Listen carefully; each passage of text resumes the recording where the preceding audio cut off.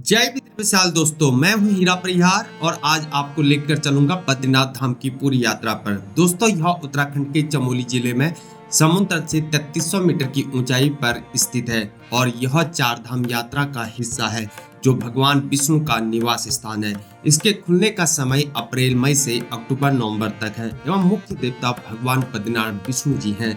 दोस्तों, बद्रीनाथ धाम हिमालय की गोद में बसा एक पवित्र तीर्थ स्थल है। यह चार धाम यात्रा का एक महत्वपूर्ण हिस्सा है और भगवान विष्णु के सबसे पवित्र मंदिरों में से एक माना जाता है।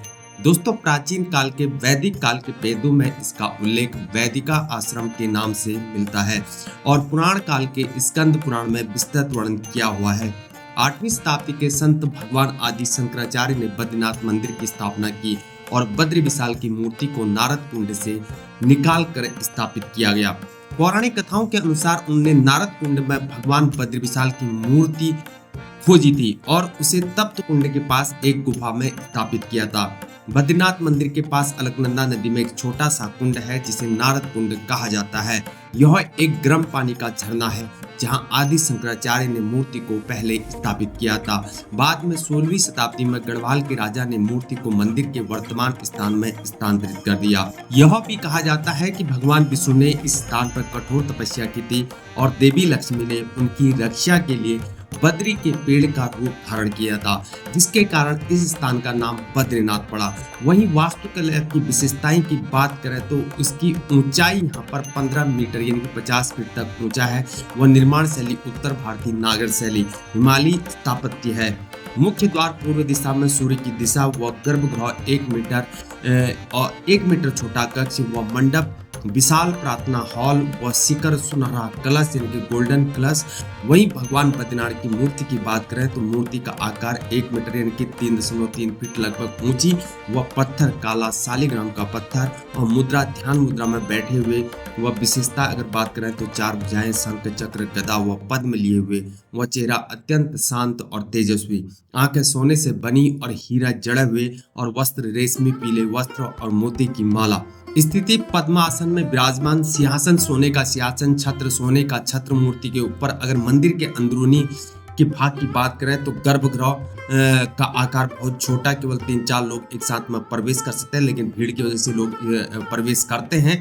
पुलिस व्यवस्था के लिए लगी रहती है और दीवारें संस्कृत श्लोकों से सुसज्जित हैं और छत सोने की परत चढ़ी हुई है। फर्श संगमरमर का है और हमेशा साफ रहता है। वह मंडप जिसे हम लोग असेंबली हॉल कहा करते हैं, उसकी क्षमता की बात करें 200-300 लोग एक साथ बैठ सकते हैं। कपाट खुलने का समय बात करें ओपनिंग सेरेमनी की तो अप्रैल मई में।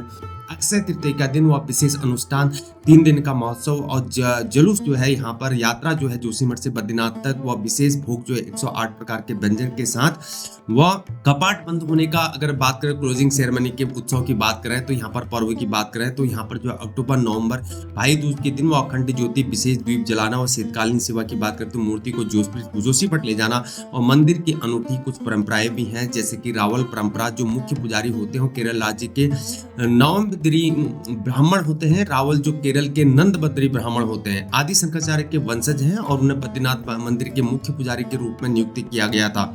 शंकराचार्य ने स्वयं बद्रीनाथ मंदिर में पूजा और प्रबंध की व्यवस्था की थी, जिसमें रावलों को मुख्य पुजारी के रूप में नियुक्त करना शामिल था। रावलों को बद्रीनाथ मंदिर में पूजा करने और मूर्ति को छूने का प्रारंभिक अधिकार प्राप्त है, जो पीढ़ी दर पीढ़ी चला आ रहा है। जब रावल उपलब्ध नहीं होते तो स्थानीय डिम्बी ब्राह्मण बद्रीनाथ की पूजा करते हैं, लेकिन वो मूर्ति को नहीं छूते हैं। चयन प्रक्रिया वंशानुगत परंपरा है। वह सेवा काल इनकी 3 से 6 वर्ष तक होती है। विशेष अधिकार केवल रावल ही मूर्ति को छू सकते हैं। अब बात करते हैं शीतकालीन परंपरा की, जिसमें ऊखी मठ में सेवा। शीतकालीन में भगवान की मूर्ति को ऊखी मठ में स्थापित किया, वहां ले जाया जाता है, जिसे वह जो है निरंतर पूजा 6 महीने तक निरंतर सेवा होती है और वापस ही गर्मी शुरू होते ही वापस बद्रीनाथ। अब दर्शन की प्रक्रिया की भी बात कर लेते हैं, जो सुबह 4 बजे से शुरू होता है, यानी कि कपाट खुलने के समय से। महाभिषेक 6 से 7 बजे तक सुबह होता है। दर्शन समय 7 बजे शुरू होकर 12 बजे दिन तक होता है और 4 बजे से भी शाम को फिर दर्शन होते हैं और 9 बजे शाम तक दर्शन होते रहते हैं। और आरती सुबह होती है और शाम पहले जो होता है तप्त कुंड में स्नान किया जाता है, जो मेल और फीमेल की व्यवस्था अलग से की गई है। और ये जो चेंजिंग रूम जो है होती है, कपड़े बदलने की सुविधा इत्यादि है, तौलिए की व्यवस्था भी मिल जाती है। तप्त कुंड जो है हॉट स्प्रिंग जिसे कहेंगे, जो प्राकृतिक गर्म पानी के झरने की है। जो अगर मैं इसके धार्मिक महत्व की बात करूं तो पवित्र स्नान मंदिर दर्शन से पहले यहाँ स्नान करना अनिवार्य माना जाता है। पाप विमोचन की बात करें तो इसमें पवित्र जल में स्नान करने से सभी पाप धुल जाते हैं। और आध्यात्मिक शक्ति की बात करें तो यहाँ स्नान करने से आध्यात्मिक शक्ति मिलती है। कहा जाता है कि यहाँ अग्निदेव का वास है। और वहीं तप्त कुंड की पौराणिक कथा की अगर बात करते हैं तो यह अग्निदेव का तप है और अग्निदेव ने यहाँ कठोर तप किया था और भगवान विष्णु ने अग्निदेव को वरदान दिया था। वह राजा भगीरथ के पूर्वजों को शाप मुक्ति यहीं मिली थी और कहा जाता है कि गंगा की एक धारा यहाँ से निकलती है। अब बात कर लेते हैं यहाँ पर स्नान विधि की। आप मन में भगवान का स्मरण करें और बर्तन से जल लें कुंड में से और शरीर को समय दें और पानी अपने शरीर में धीरे धीरे डालें और पानी गर्म होता है यहाँ का। और ओम नमो भगवते वासुदेवाय का जाप करें, वह सभी बुरे विचार त्याग दें। पूर्णिमा और अमावस्या का विशेष महत्व माना गया है। कुछ सावधानियां हैं जो आपको बरतनी चाहिए, जैसे कि पानी बहुत गर्म है इसलिए पानी धीरे धीरे बर्तन से कुंड से लें और शरीर में डालें। और स्नान में ज्यादा समय ना लगाएं क्योंकि अन्य को जगह होता है जिससे अराजकता न फैले और भीड़ ज्यादा न बढ़े। हार्ट पेशेंट और प्रेग्नेंट ऊपर डॉक्टर की सलाह लें, फिसलन हो सकती है, सावधान रहे। कुछ लोकल बेनिफिट से हैं और स्थानीय लोग इसे चमत्कारी भी मानते हैं। निसंतान दंपति यहाँ स्नान करते हैं और नियमित स्नान से लंबी उम्र मिलती है। डिप्रेशन और एंजाइटी में फायदेमंद है। वहीं वैज्ञानिक रहस्य की बात करें तो प्राकृतिक गर्म पानी भूमिगत गर्म सल्फर स्प्रिंग्स से निकलता है जिसमें टेम्परेचर 55 to 60 डिग्री सेल्सियस वर्ष भर यह कांस्टेंट रहता है। खनिज तत्व सल्फर, मैग्नीशियम, कैल्शियम और आयरन भरपूर मात्रा में पाए जाते हैं। अद्भुत बात करें तो 10 डिग्री के टेम्परेचर में भी यह हमेशा हॉट रहता है, गर्म रहता है। वहीं अगर स्वास्थ्य लाभ की बात करें तो यह स्किन डिजीज में एक्जिमा, सोराइसिस जैसी समस्याओं में राहत देता है। आर्थराइटिस और जोड़ों के दर्द में फायदेमंद होता है। मसल रिलैक्सेशन और स्ट्रेस रिलीफ, ब्लड सर्कुलेशन में सुधार देता है। वह शरीर के टॉक्सिन्स निकालने में मदद मिलती है। कुछ चीजों को आप कैप्चर भी यहाँ पर कर सकते हैं अपने फोन में या कैमरा में, जैसे कि सुबह की लाइटिंग बेहतर होती है, गर्म पानी से निकलने वाली भाप बहुत ब्यूटीफुल लगती है, पानी में माउंटेन्स का रिफ्लेक्शन, लोगों के स्पिरिचुअल मूवमेंट्स को आप कैप्चर कर सकते हैं। दोस्तों ये है तप्त कुंड। यहाँ बिल्कुल हॉट वाटर, गर्म पानी निकलता है इसमें से। इसमें आपको स्नान करने के बाद ऊपर मंदिर में जाना होता है। यहाँ पर स्नान करने के बाद इस गर्म ये जो तप्त कुंड है, इस वाटर की मान्यता है, अगर आप यहाँ पर स्नान करते हैं तो आपके शरीर की जो बीमारियाँ होती है, रोग होते हैं, उनका निवारण इस तप्त कुंड के वाटर से दूर होता है। तो इसमें इस वाटर में बिल्कुल मिनरल्स पाए जाते हैं। लोग यहाँ पर स्नान कर रहे हैं, हम कर चुके हैं और अब हम ऊपर जा रहे हैं। इसके बाद ही ऊपर जाना होता है। ये भी तप्त कुंड है लेकिन इसमें स्नान करना मना है क्योंकि यहाँ पर जो है अलकनंदा का सामने जो है पानी का लेवल ऊपर आ जा रहा है बहुत फोर्स में। तो यहाँ पर इनको ये इलाका बैन किया गया है। एक कुंड ये है, एक कुंड सामने है, लेकिन इसको बैन किया गया है।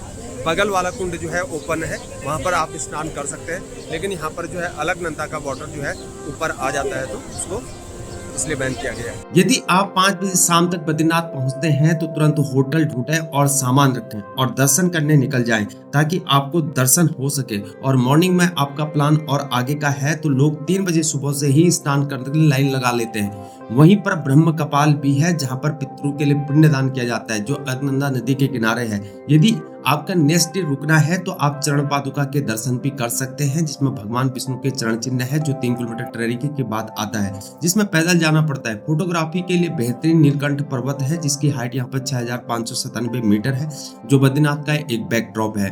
यदि आप जिस दिन यहाँ आए है 5 बजे शाम तक यदि आप बद्री विशाल जी के दर्शन कर लेते हैं तो नेक्स्ट डे आप माना गांव, भारत का पहला गांव में जो बद्रीनाथ धाम से 3 किलोमीटर की दूरी पर है, जहां के लिए टैक्सी लगी रहती है 50 रुपए टिकट में। वहां आप जाकर व्यास गुफा, गणेश गुफा, भीमपुल, सरस्वती नदी के दर्शन व पांडव के स्वर्ग को जाने वाले रास्ते के भी दर्शन कर सकेंगे जो चाइना बॉर्डर से 24 किलोमीटर की दूरी पर स्थित गाँव है।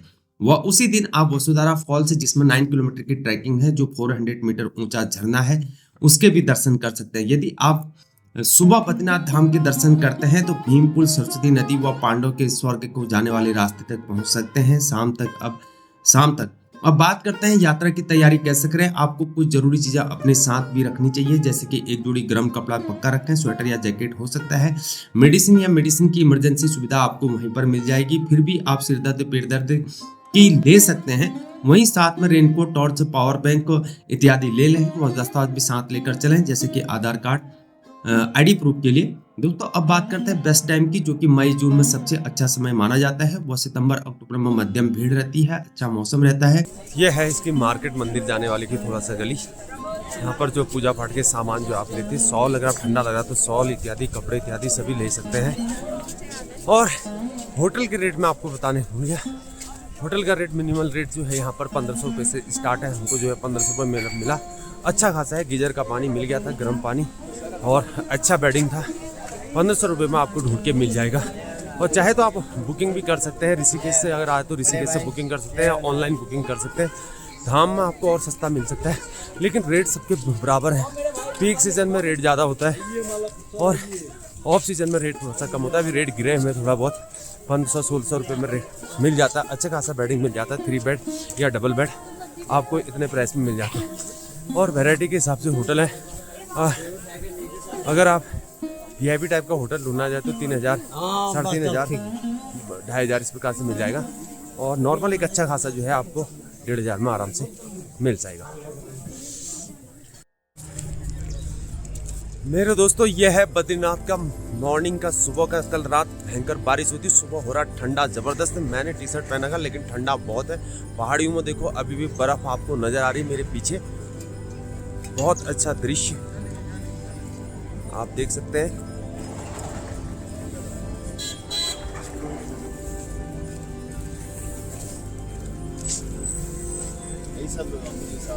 मेरे पीछे देखो ऊपर पहाड़ी में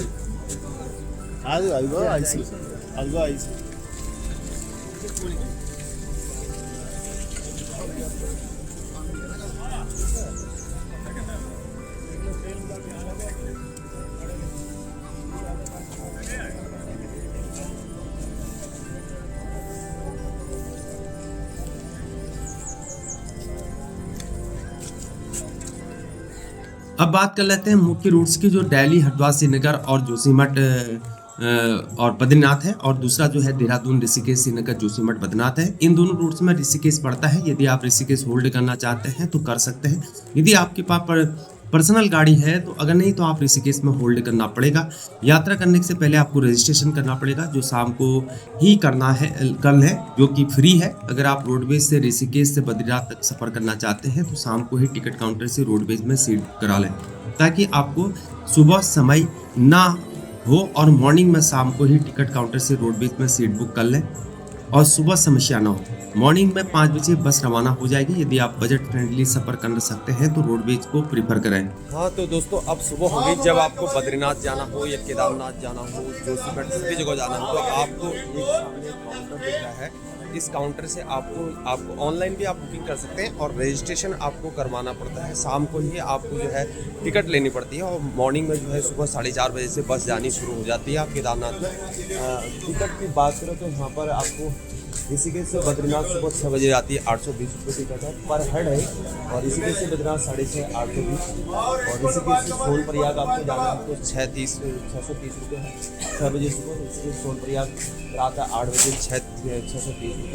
और हरिद्वार से सोनप्रयाग आया ऋषिकेश 7:30 बजे 685 और 620 ऋषिकेश होते हुए। और गंगोत्री वाया ऋषिकेश 8:30 बजे 670 और 620। और हरिद्वार सोनप्रयाग वाया ऋषिकेश 8 और 620, 8 बजे और 650, इस प्रकार से। और इसी प्रकार से बैक का रिटर्न का भी है। और इस प्रकार से आपको मॉर्निंग में भी यहाँ पर टिकट ले सकते हैं, तभी आप जाएंगे। और इवनिंग में भी आप टिकट ले सकते हैं, और ऑनलाइन भी आप टिकट ले सकते हैं। ऑनलाइन के लिए utconline.uk.gov.in से आप ले सकते हैं। और दूरभाष से आप कॉल कर सकते हैं 9045599119 में आप कॉल करके भी पता कर सकते हैं।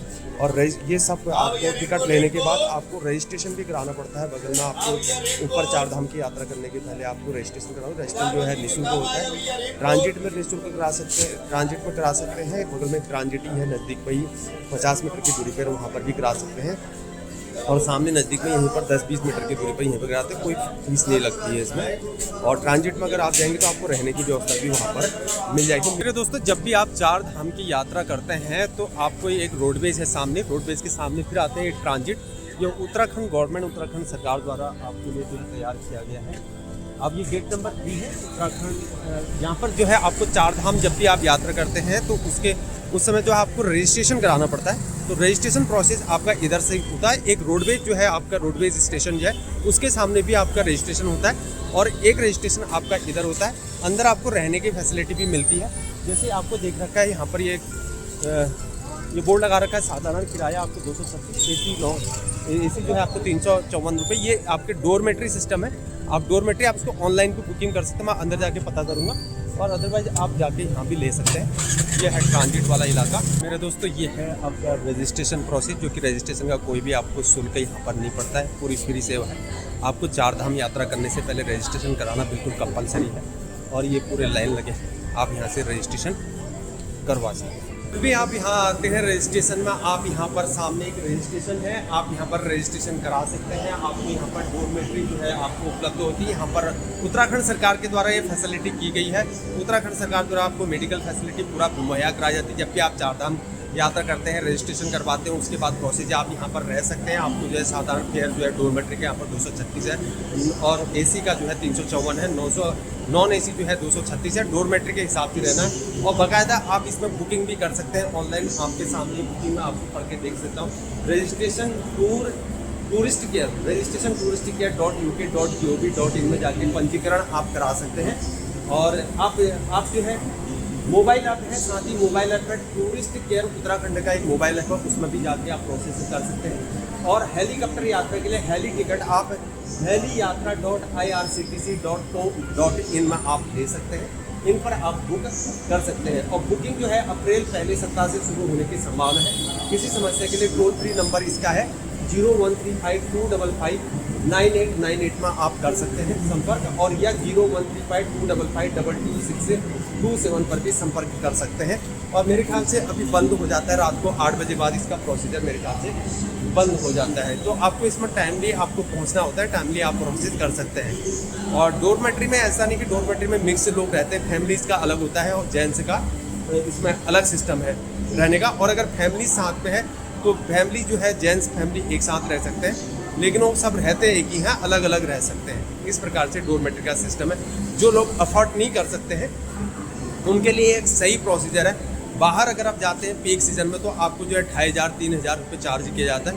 तो आप यहाँ आके जो है आपके पास बजट अगर कम है तो आप तब भी आप 4 धाम यात्रा कर सकते हैं। उत्तराखंड सरकार के द्वारा आपके लिए ये सहायता उपलब्ध कराई गई है। जब भी आप यहाँ आते हैं रजिस्ट्रेशन कराने के बाद आप यहाँ पर अपना शुद्ध शाकाहारी भोजन भी आप कर सकते हैं, वो भी बिना लहसुन प्याज के आप भोजन कर सकते हैं। सामने रेस्टोरेंट है, 50 रुपये थाली में आपको शुद्ध शाकाहारी बिना लहसुन प्याज के 4 रोटी चावल सब्जी आपको ये सब कुछ मिल रहा है।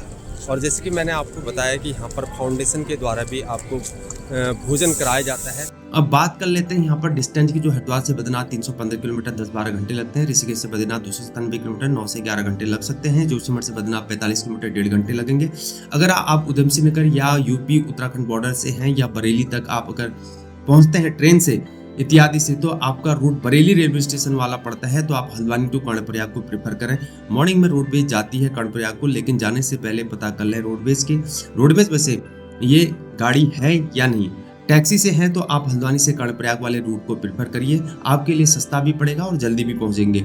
अब बात करते हैं इसमें ट्रांसपोर्ट ऑप्शन क्या है। जैसे कि यहाँ पर बाई कार जा सकते हैं, सबसे आरामदायक होता है, अपनी सुविधा अनुसार रुक सकते हैं। बाई बस यूके उत्तराखंड की रोडवेज चलती हैं, GMO की बसें चलती हैं, किफ़ायती लेकिन समय ज़्यादा लगता है। यह रोडवेज मैंने आपको ऑलरेडी बता चुका हूँ। हेली की आप पूछ सकते हैं। अब बात कर लेते हैं यहाँ पर बजट प्लानिंग की, जिसमें ट्रांसपोर्ट 1000 to 3000 दिल्ली से हरिद्वार तक और बद्रीनाथ तक की बस का है। और टैक्सी और बुकिंग में बाद में ट्रांसपोर्ट 1000 से 3000 दिल्ली हरिद्वार से बद्रीनाथ तक की बस का है। टैक्सी और बुकिंग में बढ़ जाएगा और 5 से 15,000 अप्रोक्स। होटल ठहरने के लिए 1000 से 3000 प्रति रात। फूड हो गया 220 से लेकर 1000 प्रतिदिन, 500 रुपये जितना भी आपको खर्च करना है खाने में। टोटल 5000 से 25,000 3 से 4 दिन के लिए फैमिली के साथ। यदि नॉर्मल भी अगर आप करते हैं तो सिंगल पर्सन का 5 से 10,000 तक होगा। 5000 में भी हो सकता है, लेकिन मुश्किल है 5000 में होना आज के दिन में। अब बात करते हैं यहाँ पर इंपोर्टेंट स्टॉप्स और रास्ते के दर्शनीय स्थल के। देवप्रयाग संगम, अलकनंदा और भगीरथ का मिलन, श्रीनगर कमलेश्वर महादेव मंदिर हो गया, अलकनंदा नदी के किनारे, नाइट स्टे के लिए अच्छी जगह है। चमोली गोपीनाथ मंदिर, प्राकृतिक सुंदरता, जोशीमठ हो गया, आखिरी बड़ा शहर है, सभी सुविधाएं उपलब्ध है। नरसिंह मंदिर उधर ही पड़ता है, शंकराचार्य मठ है, औली जाने का रास्ता है और फोटोग्राफी के लिए बेहतरीन स्थल है। हनुमान चट्टी बद्रीनाथ से 3 किलोमीटर पहले पड़ता है। हनुमान जी का आप जाते जाते अगर टैक्सी कार की व्यवस्था है तो आपके पास वो दर्शन भी आप कर सकते हैं, लेकिन आप रुक कर जाएंगे तो बजट आपका बढ़ जाएगा। और यदि आपके पास खुद की कार है तो आप सभी स्थलों की अच्छी तरह से दर्शन जाते जाते कर सकते हैं। यदि आप बाइक से हैं तब भी सभी जगह की यात्रा आप कर सकेंगे। यदि आप बाइक पर हैं और युवा हैं तो होटल में लॉज या धाम को प्रेफर करें, या सस्ते होटल भी आपको 500 से लेकर 1000 तक मिल जाएंगे। अब बात कर रहे हैं यहाँ पर भोजन का, आपको शुद्ध शाकाहारी भोजन मिलेगा, वो गढ़वाली व्यंजन मिलेंगे। आजकल तो लगभग सभी प्रकार के मिल रहे हैं जो प्योर शाकाहारी हैं, वेजिटेरियन है। अब बात कर लेते हैं अल्टीट्यूड की। आपको धीरे धीरे चलना चाहिए, दौड़ना नहीं चाहिए। आपके पाँव भर सकते हैं, पाँव दर्द कर सकते हैं, यात्रा में समस्या हो सकती है, इसलिए आराम आराम से चलें। बुजुर्ग लोगों के लिए यहाँ पर डोली या पीठ पर लाद कर ले जाने की व्यवस्था भी की है, जिसका फेयर 1000 से 2000 तक हो सकता है। यदि दूर का है तो ये बढ़ भी सकता है। बद्रीनाथ धाम से लेकर माणा गांव और भीमकुल तक पांडवों के स्वर्ग तक जाने के रास्ते तक में आपको कोई भी गाइड करने की जरूरत नहीं पड़ेगी। आपको वसुधारा और आगे स्वर्ग रोहिणी तक जाने के लिए गाइड की जरूरत पड़ेगी। यदि आप ग्रुप में हैं तो जा सकते हैं, लेकिन जो चल सकते हैं वहीं स्वर्ग रोहिणी में जाने के लिए आपको रास्ते में होल्ड करना पड़ सकता है। अगर वेदर की बात करूं तो अचानक मौसम बदल सकता है। रोड कंडीशन, बारिश में सावधानी बरतें। और एटीएम जोशीमठ में, एटीएम बद्रीनाथ में लिमिटेड है, इसलिए कैश साथ में रखें। स्थानीय कल्चर का सम्मान करें, प्रकृति को साफ रखें। दोस्तों, बद्रीनाथ धाम की यात्रा सिर्फ एक धार्मिक यात्रा नहीं है, बल्कि यह आध्यात्मिक अनुभव है। यहाँ की प्राकृतिक सुंदरता और पवित्र वातावरण आपके मन को शांति देता है। अगर ये वीडियो आपको हेल्प लगा है तो आप इस वीडियो को लाइक करें, सब्सक्राइब करें और सब्सक्राइब करना ना भूलें। कमेंट्स में अपने सवाल पूछें, शेयर करना अपने फ्रेंड्स के साथ, ताकि सभी लोगों को इसकी जानकारी प्राप्त हो सके। तब तक के लिए जय बद्री विशाल। फिर मिलेंगे और एक मुलाकात के साथ एक ऐसी विजिट आपको बताना चाहेंगे जो भी मैंने आपको इस दौरान जो मैंने विजिट्स करी हैं आपको बताना चाहूँगा, आपके साथ शेयर करना चाहूँगा। तब तक के लिए जय बद्री विशाल। खुश रहिए, हमेशा सुखी रहिए।